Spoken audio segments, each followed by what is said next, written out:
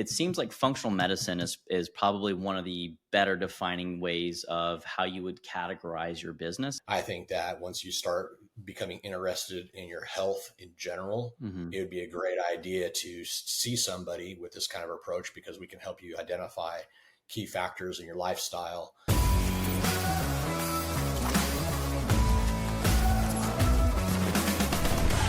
What is it that you would truly say IFP truly does?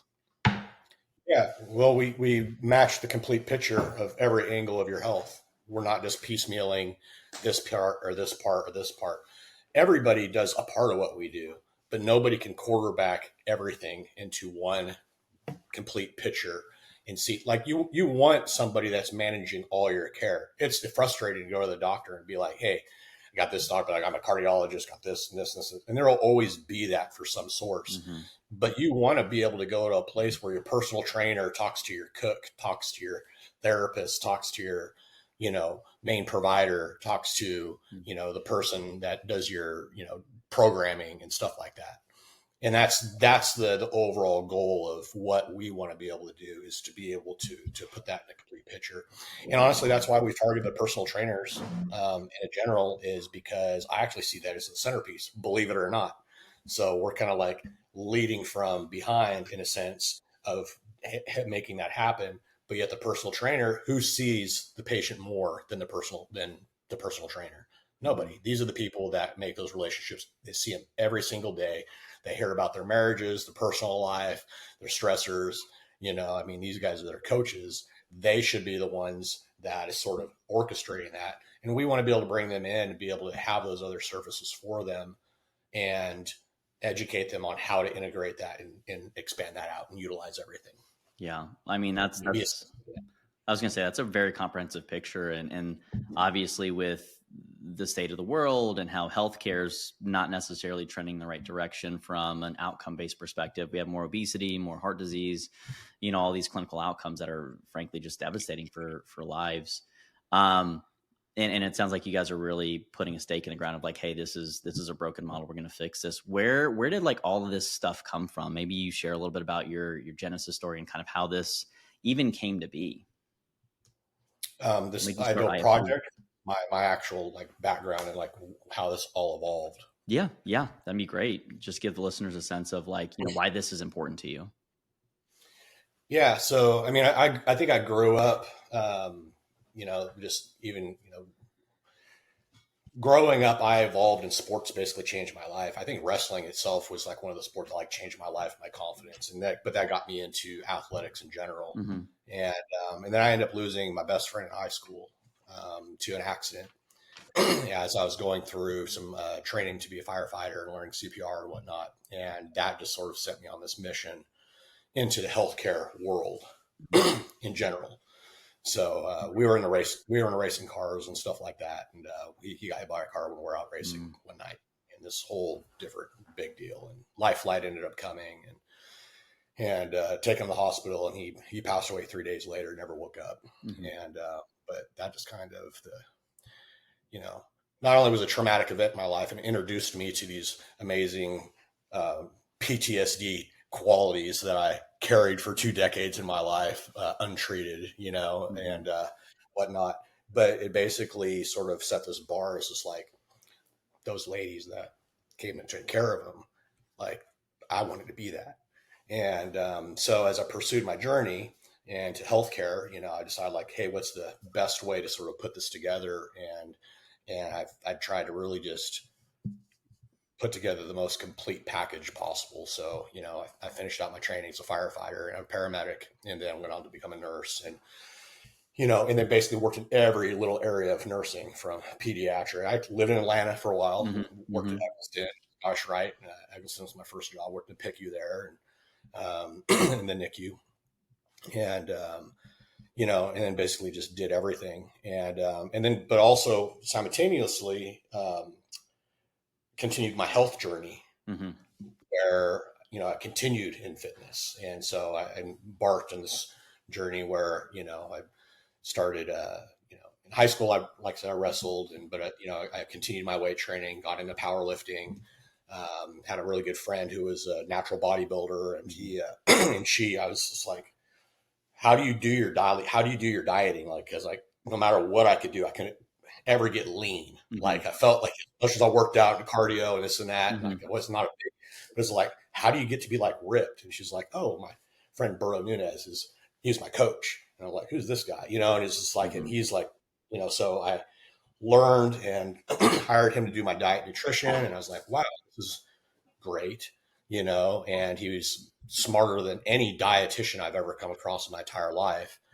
And then, so, I got really interested in like the dieting, the programming and powerlifting. And then, I continued in martial arts. And then just as chance happened in life, I just met more people, and so I met a really good friend who's, out in California, who's just very, very high up in the fitness industry and did a lot of stuff for NASM and their original curriculum and works for Alico now. And I got very, I ended up just started getting connected in this fitness world and industry. And then I read this book that sort of introduced me to functional medicine before, this sort of marketing thing, and so I just really sort of explored the importance of, or the detriment of all the things that we have in life, like the deodorants, the metals in our deodorants, the fluorinated water, the artificial sweeteners, and, the importance of gut health. And as I sit here and drink my Coke Zero. Exactly. Depleting your. But there's no calories, bro. There's no calories.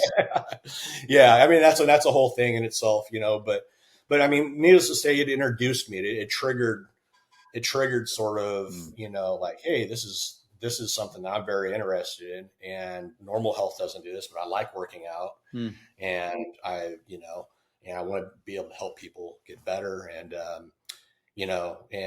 so as I continued along my journey, I, worked for over a decade as a nurse, and I went back to anesthesia school and pharmacology school and functional medicine school, and decided that, hey, this is what I eventually want to do. And, and it just sort of evolved into the right opportunities, meeting the right people. And I just love, number one, being the black sheep of my world, doing things that are different, that as long as they make sense, not just for the sake of doing different, but I just like to evolve, and I'm just not opposed to like sort of bucking the status quo. Like nothing irks me more than somebody who's been practicing for a decade and says, hey, this is how I was trained. I hate that. I absolutely hate that with a passion. To be like, you haven't changed what you do since what you learned in school. That's sad. Yeah. That you haven't kept up, you haven't evolved. Because I'll tell you, like, my anesthesia training was very important to me. I felt like I got an extremely good education, but I haven't practiced a day of my life in that way since the day I graduated. I was evolving right out of the gate. And honestly, I don't even know if I could know how to deliver an anesthetic the way that I was trained in school anymore, because I've evolved into such a different path of, delivering anesthesia in like opioid free manner, and using regional anesthesia and ultrasound and things like that. So the same thing with the functional medicine world and medicine in general. I know there's got to be a better way, despite, I'm not a conspiracy theorist, I mean, there's a lot of things a different way, but there's got to be a better way than just like, hey, just feeding people pills, doing this. And it's not that, people have bad intentions. I think that some of these people are just so overworked, it's hard to spend the time to be comprehensive and look at a lot of root cause stuff, and I think a lot of people argue that they treat root cause, but I really don't, because it takes a lot of work and it takes a lot of information, and it really requires a whole different mindset. So sometimes when people hear, hey, functional medicine, they think that it's some voodoo bullcrap, and just like some people that goes to this holistic schooling. No, almost everybody that does functional medicine has been trained traditionally in medicine. So they know how to do medicine in the traditional manner. Yeah. I feel like a prereq to do functional medicine is to be a conspiracy theorist, though. I'm just 100%. Based upon all of you that I know. Yeah. So I'm not going to say I'm not going to tell you I don't have my theories, because I do, but I don't want to misguide the conversation or, whatnot, because, but I am pretty open to a lot of things, and there does have to be a different way of doing things. And so that's sort of like, where I sort of ended up. And then, the idea of having a clinic out of gyms and being able to integrate with the trainers I just think it's very important. Like, I hurt my back pretty decent early in my career. Like when I was really young, and literally I was going to pain docs and all. Like I hurt so bad. Like I couldn't move. I couldn't even walk. Like it was this mess. It was horrible. And honestly, the guy that fixed me is my friend, who is literally, he has a degree in, sports science, basically. He's a guy that's talking about California, and he's big on movement and myofascial, type of stuff, and he literally fixed me just through different types of nutritional stuff, and like you could equate it to like personal training type stuff, and I was like, there's something to this. Yeah. This kind of stuff can't be undercut. I'm not saying that there's not value in some of those other things, but I was just like, when nobody could help me, this guy literally helped me. And to this day, I have never had a needle shoved in my back. I've never had surgery on my back. I mean, I've had a herniated disc since I was 22, between L4 and L5. And I've 25 years almost. And since then I've gone through a whole decade of powerlifting and martial arts, and, just everything. Yeah. That sounds like, sounds like you've had quite the journey. There are a couple of things in there that you've mentioned that are probably commonplace terms for you. Things that you just use in your day-to-day, vernacular and vocabulary. I think they might be a little foreign to the listeners, though, and I think that they're probably a really essential part of how you operate as a professional. After hearing, your experiences in loss and firefighting and like the whole medical route, going into the fitness route, going into the nutrition route, like looking at all that stuff, it seems like functional medicine is probably one of the better defining ways of how you would categorize your business. Is that correct?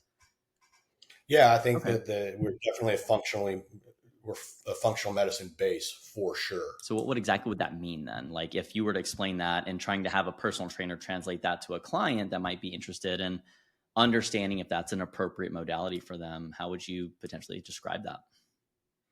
Yeah. So functional medicine, as a whole is, I think the thing that you hear most is root cause. Okay. So finding the root cause of why. Now, some things we know the cause why, and there's no cure for it so far. I mean, you can argue things like diabetes and, some of these like, or type 1, I mean, there's a lot of things there's no cure, but for example, like high blood pressure, why do you have high blood pressure? Why do you have insulin resistance? Why, do we, some people struggle with hunger when others don't, why do people have depression? Is it a deficiency of Prozac? Or is it, yeah, I mean, it's very common, but yeah, we don't do genetic tests. We don't do nutritional testing on these people. We don't do gut microbiome testing on these people, even though we know that after a single dose of antibiotics, your risk of developing depression within that year is like 40%, and so, there's a massive link between gut health and that, and when I do nutritional testing all the time, and we also do neurotransmitter metabolite testing, which break that down. That's a neurotransmitter is basically the chemical that, feeds across all your electrical pathways in your brain. So if you think of like your body's just a bunch of nerve pathways everywhere, and it's like an extension cord. Well, extension cords don't plug into directly to each other. They basically sort of hover, and then they have these little chemicals that sort of complete that little synaptic. And so a neurotransmitter is the chemical that does that. And so simply enough, epinephrine, dopamine, serotonin, those things that we do here in that way, that's a neurotransmitter. So, and that's what like antidepressants do. Is antidepressants basically, SSRI is a selective serotonin reuptake inhibitor. So serotonin recycles through the body, and the synapses go back as well. It prevents it from recycling, so it allows more to be in that little area, so you feel better. Well, why do you have that deficiency in the begin with? that, instead of just fixing that. So functional medicine is, basically going to be, instead of just feeding that, look, why do you have these kind of deficiencies? Why do you have chronic fatigue? Why do you have high blood pressure? Let's address the underlying cause. Why do you have high cholesterol? Yeah. If less than 20% of all people that actually have high cholesterol have a genetic problem, then 80% of the people that have high cholesterol can fix it. Yeah. So then how would you distinguish? Sorry, go ahead. But instead we just give them Lipitor. Yeah. Yeah. The best-selling drug in America. Yeah. I mean, when we look at homeopathic, allostatic, different types of like different types of ways of practicing medicine, how does functional medicine then differ from what we would consider like the traditional style of, Western medicine that most people are probably more familiar with? Yeah, well, a lot of it's protocol driven based on you have these symptoms, you have these lab work, and then you treat with this medication or you treat with this therapy.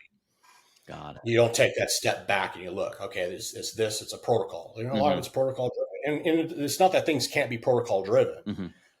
Even in my clinic, I have protocols developed for my practitioners and myself that we even follow on how we diagnose or how we come to the conclusion of what that root cause is. And then after we figure that root cause, like, how do we address that root cause?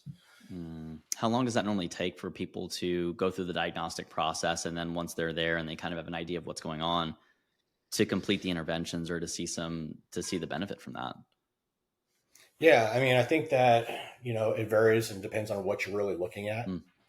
Per se. So, I mean, some things are fairly simple, it can be done with just a simple lab panel, simply from history and physical, the medical history and seeing maybe the medications and how those interact with the body and some other lifestyle things, it's just like, I can't sleep at night, it's just like, okay, well, you have a high stress job. You decide to go to bed at 3 a.m. You sleep until 1, drink, a bottle of alcohol before you go to bed. I mean, some of these things are very easy to figure out the root cause behind that, and I think that a lot of providers would probably say that they can, would argue and help people figure that stuff out, but some people would just give them Ambien.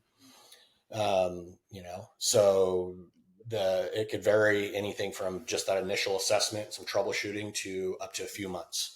And people that develop the more comprehensive plans, we may do an initial workup, which would be an initial series of panels. And then that would conclude with an assessment of that workup, and then maybe an intervention, and then another series. And so one example would be like if somebody comes to us, we may decide and they have pretty significant GI symptoms or things that would have us suggest that maybe they're having some malabsorption issues or, have, abnormal bacterial loads in their stomach or something like that. We may address their gut before we do anything else.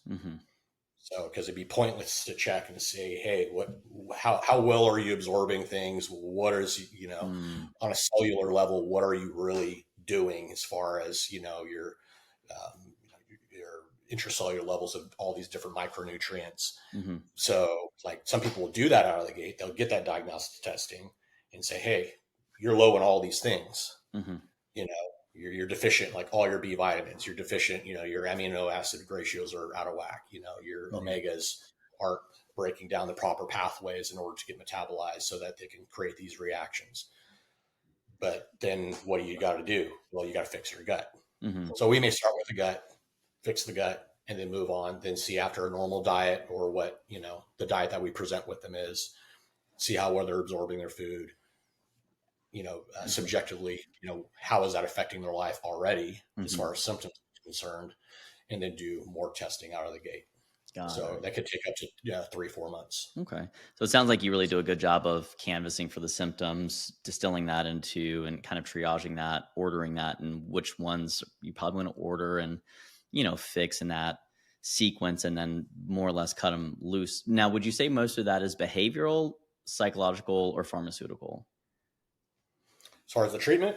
Yeah, just like what you see as because you talk about root causes and basically being the main distinguishing factor for functional medicine. what inside of that would you say is the largest contributor to generally like a traditional root cause effect? Is it because someone's behaved and, you know, drank Diet Cokes every podcast for about a year, and now that's why they have, you know, butthole polyps? Or is that like something that, you know, like, is it more psychological because they feel like that Diet Coke is just so delicious and they don't realize that their gut microbiome is screaming via the gut brain axis and is grabbing their little neurons up top and says, drink me. Like what? Yeah. So it could be, I mean, it's funny. It's a really good break from my 100+ ounces of water a day, jackass. Wow. And it's not Diet Coke, it's Coke Zero. I just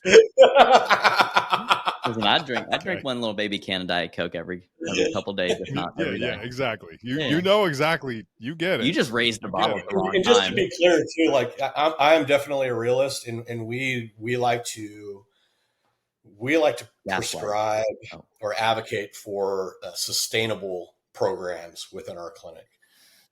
So like my favorite food group is peanut butter food group, the peanut butter cup food group. A lot of protein in that. There's a lot of protein in that. Yeah, it's like my favorite. Peanut butter cups are protein. Yeah, like my pyramid for like the food pyramid is like peanut butter cups, like then pizza, then ice cream. Like those are like my favorite. Where do candy canes fit in that? Coffee. Where does coffee fit in that? Where does coffee fit there? Yeah. The whole reason I'm on my Coke Zero. Yeah, it floats. It's because I shouldn't have more than 10 espressos in one day. Sailboat in the coffee cup. So, but so we believe in like, hey, you got to enjoy your life. You got to have good stuff every once in a while. Yeah. We may recognize what it's doing and understand the consequences, but you counteract that with like, okay, I'm going to drink 3 liters of water a day to sort of counteract that. But sort of going back to like, well, what do we see the most? I would say, man, a lot of it, even though not everybody chooses to go that route of treating, but I think that gut is going to be one of the biggest things that we're finding as an issue. It's becoming more and more popular. I'm a big believer in like, if everybody were to come to my clinic, the first 2 things that I would work on would be their brain and their gut.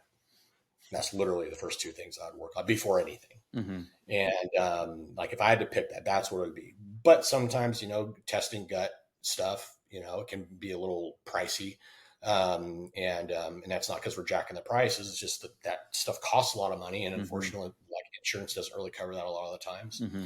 And treating it isn't as fun as just taking testosterone every day, which we also do. But, I mean, it's, that can be kind of a bummer because you may have to adhere to a relatively unfun diet per se for, 4, 6, 8 weeks while you're undergoing the treatment to sort of identify, to sort of do some of the, things that you need to do to fix that. Yeah.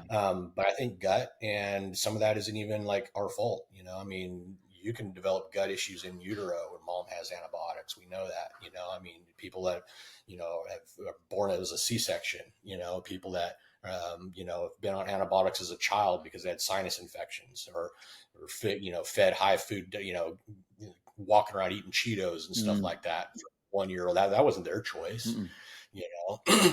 Those are the kind of things. And honestly, if you get in that cycle and you get on the bad side of the gut microbiome early on, you may not even have symptoms a lot like early. You may or may not. Genetics comes in as a huge player in that as well. Mm-hmm. And I think willpower too, and our complainability. Some people just don't complain or just think, hey, this is the way life is.